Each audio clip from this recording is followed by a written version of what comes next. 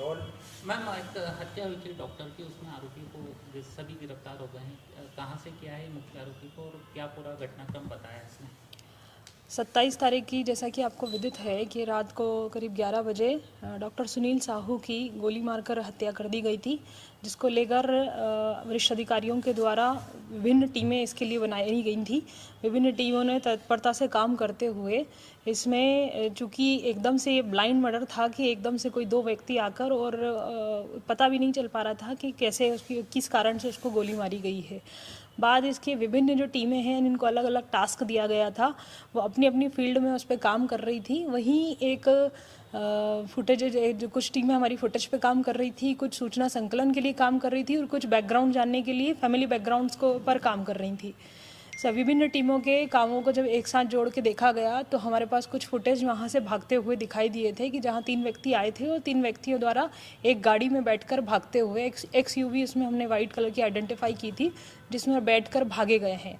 बाद इसके हमने जब एक्सयूवी के बारे में जानकारी निकाली, उसको ट्रैक किया, तब हमको एक टोल टैक्स पे जाके उसका नंबर मिला। नंबर से हम मुख्य आरोपी जो इसमें जिसने पूरा षड्यंत्र रचा था, उसमें जो है हमको संतोष शर्मा करके नाम की गाड़ी आई, जिसका एड्रेस उज्जैन होना पता गया। बाद उसके टीम हमारी उज्जैन भी गई, जहाँ से वो फरार हो गया था।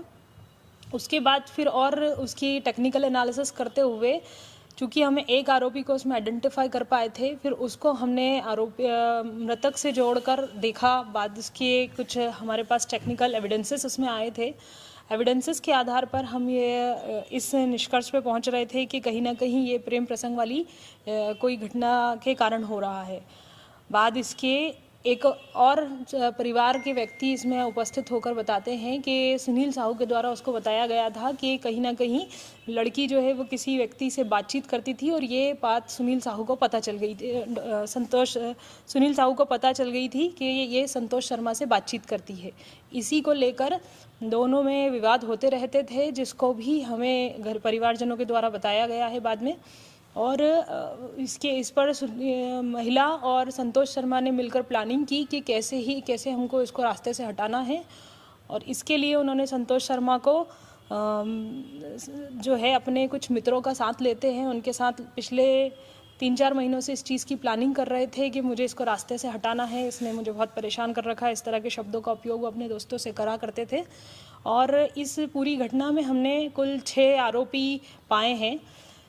2 जिसमें अलीगढ़ जाके वो 2 शूटर्स को लेके आया है और उसमें से 1,40,000 रुपये में वहाँ से उसने हायर किए थे प्रकाश यादव अपने दोस्त के थ्रू, जो भी अलीगढ़ का है।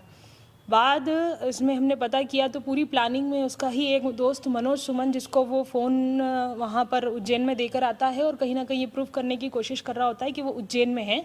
इस प्रकार से कुल 6 आरोपी इस पूरी घटना में संलिप्त थे और उसमें से हमारे पास अभी जो है 4 आरोपी हम गिरफ्तार कर चुके हैं। एक आरोपी अभी न्यायालय में उपस्थित होने की सूचना है। आरोपी कहाँ से गए थे? घटना के बाद कुछ टेक्निकल एनालिसिस से आरोपी जो है वो उज्जैन और अन्य जगहों पर, जैसा कि हमने बताया कि हमने दिल्ली भी टीम भेजी थी, इसमें अलीगढ़ भी हमने इसमें टीम भेजी थी।